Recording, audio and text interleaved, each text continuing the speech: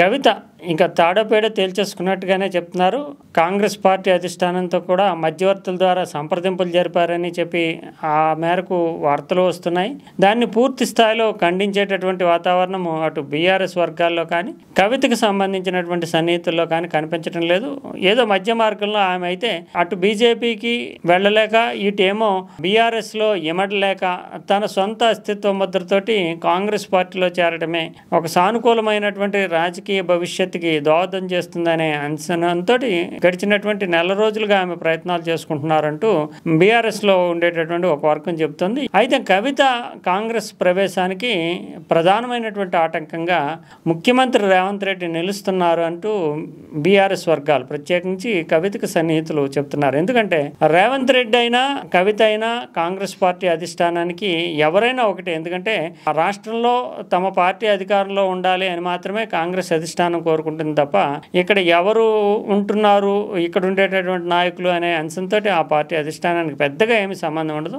రేవంత్ రెడ్డికి ముఖ్యమంత్రి అంటే ఒక 4-5 ఏళ్ల క్రితం చూస్తే కనుక రేవంత్ రెడ్డి కూడా కాంగ్రెస్ మనిషి ఏం కాదు, తెలుగుదేశంలో ఉన్నాడు. తెలుగుదేశం నుంచి కాంగ్రెస్లోకి వచ్చాడు. తన పనితీరు ఫైర్ బ్రాండ్ మెకానిజం తోటి కేసీఆర్ని ఎదుర్కొని పార్టీని అధికారంలోకి తెచ్చాడు. అందువల్ల ఆయనకి ముఖ్యమంత్రి పదవి అప్పగించారు. ఇప్పుడు ఆయన రావడం వల్ల తెలుగుదేశం పార్టీకి చెందినటువంటి కొందరు నాయకుల్ని, సీతక్క లాంటి పెద్ద నాయకుల్ని, తర్వాత చాలా క్యాడర్ని తీసుకురావడం, తెలుగుదేశం పార్టీకి సింపథైజర్స్గా ఉన్నటువంటి ఓట్ బ్యాంక్ను కూడా కొంతమేరకు కాంగ్రెస్ వైపు మరలించడం అనేది జరిగింది.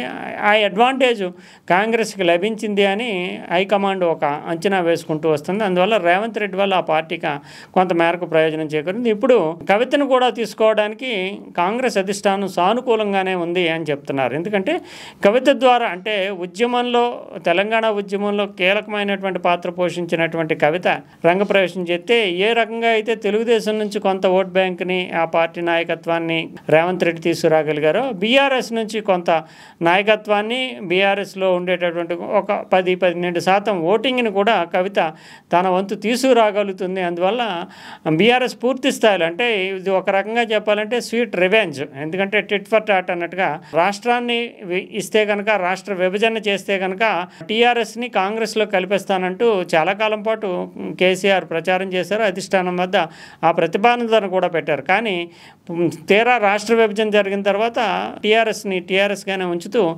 రాష్ట్రంలో పోటీ చేసి 10 ఏళ్ల పాటు కాంగ్రెస్ పార్టీ అధికారంలో రాకుండా నిరోధించగలిగారు. దానివల్ల తాము మోసపోయామనే భావన కాంగ్రెస్ హైకమాండ్లో ఉంది. అందువల్ల ఇప్పుడు దానికి ఎలాగైనా సరే ఆ ప్రతీకారం తీర్చుకున్నట్లుగా రిటర్న్ గిఫ్ట్ కింద కవితను కనుక చేర్చుకోగలిగితే ఇంకా బీఆర్ఎస్ను పూర్తి స్థాయిలో రాజకీయంగా అణగదొక్కోవచ్చు, లేదంటే రాజకీయంగా దెబ్బతీయొచ్చు. అదే సమయంలో ఆ కుటుంబానికి చెందినటువంటి కవిత రావడం వల్ల బీఆర్ఎస్కి చెందినటువంటి కొంత ఓట్ బ్యాంకు, ఉద్యమంలో భాగస్వామ్యం వచ్చినటువంటి కొంత ఓట్ బ్యాంకు తమకు వస్తుంది కనుక కాంగ్రెస్ పార్టీ పటిష్టం కావడానికి, బలోపేతం కావడానికి ఉపయోగపడుతుంది అనే అంచనాతోటి కాంగ్రెస్ హైకమాండ్ కొంత సానుకూలంగా ఉన్నట్లుగా చెప్తున్నారు. అయితే రేవంత్ రెడ్డి మాత్రము బీఆర్ఎస్ కుటుంబాన్ని చీల్తే, కేసీఆర్ కుటుంబాన్ని చీల్చామనేటటువంటి ముద్ర కాంగ్రెస్ పార్టీ మీద పడితే యాంటీ సింపథెటిక్గా పనిచేస్తుంది, యాంటీ సెంటిమెంట్గా పనిచేస్తుంది, కుటుంబాలను కాంగ్రెస్ చీలుస్తుంది అంటూ ఒక కొత్త వాదనని ముందుకు తీసుకొస్తున్నారు. దీనికి ప్రధానమైనటువంటి కారణం ఆయన వ్యక్తిగత కారణాలు కూడా ఇమిడి ఉన్నాయని రాజకీయ పరిశీలకులు భావిస్తున్నారు. ఎందుకంటే రేవంత్ రెడ్డి ఒక ఫైర్ బ్రాండ్.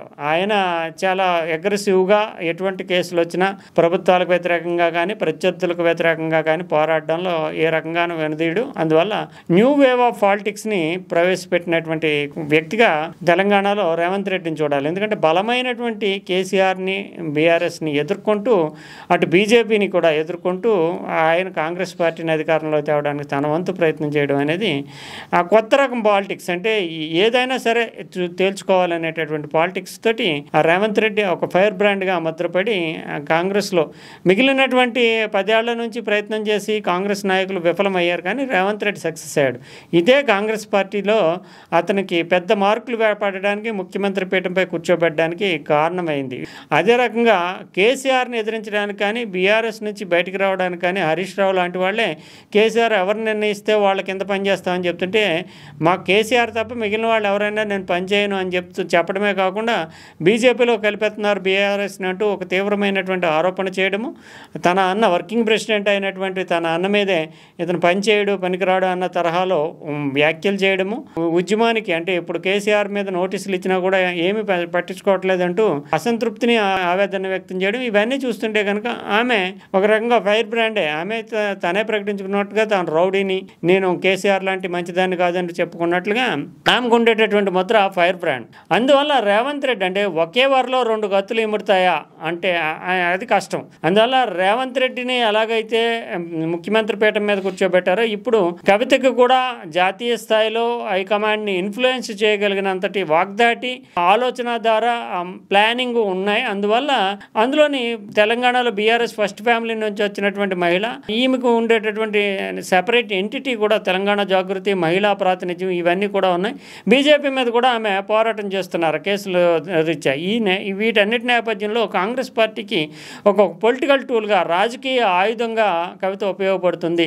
అందువల్ల తీసుకోవచ్చు అనే భావన కాంగ్రెస్ హైకమాండ్లో ఉంది. అయితే భవిష్యత్తులో తనకి రేవంత్ రెడ్డి కూడా వయసు రీత్యా బోర్డులంత రాజకీయ భవిష్యత్తు ఉంది, కవితకి బోర్డులంత రాజకీయ భవిష్యత్తు ఉంది. అందువల్ల కవితకు ఉండేటటువంటి వాగ్దాటి, ప్రభావితం చేయగలిగినటువంటి కరిస్మాటిక్ పర్సనాలిటీ, వీటన్నిటి దృష్ట్యా భవిష్యత్తులో తనకి చాలా పోటీదారుగా మారుతుంది అనే అంచనాతోటి రేవంత్ వర్గీయులు మాత్రం కవిత రంగ ప్రవేశాన్ని వ్యతిరేకిస్తున్నారు. రేవంత్ స్వయంగా సెంటిమెంట్ ఎజెండా అంటే కేసీఆర్కి తెలంగాణ ప్రజల్లో సానుభూతి ఉంది, కేసీఆర్ కుటుంబపరమైనటువంటి వ్యక్తిగా, ఫ్యామిలీ మ్యాన్గా కూడా ముద్ర ఉంది. కానీ ఇప్పుడు కవితని కనుక కాంగ్రెస్ పార్టీ తీసుకుంటే ఆ సెంటిమెంట్ అనేది పనిచేస్తుంది, కుటుంబాన్ని చీల్చింది కాంగ్రెస్ అనేటటువంటి భావన ప్రజల్లోకి వెళుతుందంటూ ఒక కొత్త రకం వాదనని రేవంత్ వర్గీయులు తీసుకొస్తున్నారు. ఇప్పుడు పిసిసి అధ్యక్షుడు మహేష్ కుమార్ గౌడ్ కూడా రేవంత్ మనిషి. అందువల్ల రేవంత్, మహేష్ కుమార్ గౌడ్ కలిపి కవితను ఇమీడియట్గా పార్టీలోకి తీసుకుంటే జరిగే పరిణామాలు, తెలంగాణలో కాంగ్రెస్ పార్టీ ఇబ్బంది పడేటటువంటి పరిస్థితి, వీటి మీద పెద్దగా ఫోకస్ చేస్తూ మీనాక్షి నటరాజన్ని, అటు హైకమాండ్ మల్లికార్జున్ ఖర్గేని, ఇతర వర్గాల్ని చెప్తున్నారు. రాహుల్ ప్రియాంకలకు కూడా ఈ మేరకు సమాచారం పంపినట్లుగా కవిత రావడం వల్ల వచ్చేటటువంటి అడ్వాంటేజ్ కంటే కూడా యాంటీ సెంటిమెంట్గా పనిచేసేటటువంటి అవకాశం ఉంది. కేసీఆర్ పట్ల ప్రజల్లో ఉండేటటువంటి సింపతిని, ఆయన్ని బాధ పెట్టారు, ఆయన కుటుంబంలో చిచ్చు పెట్టారు అనేటటువంటి భావన ప్రజల్లోకి వెళితే కనుక కాంగ్రెస్ పార్టీకే నష్టం అనేటటువంటి ఒక వాదనని తెర మీదకి తెచ్చి విస్తృతంగా ప్రచారం చేస్తున్నారు. హైకమాండ్ కూడా ఆచితూచి అడుగులు వేయక తప్పనటువంటి ఒక అనివార్యతను కల్పించారు. అందువల్ల ఇప్పుడు కవిత ఎటు తేల్చుకోలేనటువంటి ఒక పరిస్థితిలో పడింది. కానీ కాంగ్రెస్ పార్టీకి కవిత అయినా, రేవంత్ రెడ్డి అయినా, ఎవరైనా పార్టీ బలోపేతం కావడము, పార్టీ తిరిగి అధికారంలోకి రావడం అనేదే లక్ష్యంగా పెట్టుకుంటారు. అందువల్ల కొంతకాలం వేచి చూడక తప్పక పరిస్థితి కవితకి ఎదురవుతోందనే రాజకీయ వర్గాలు చెప్తున్నాయి.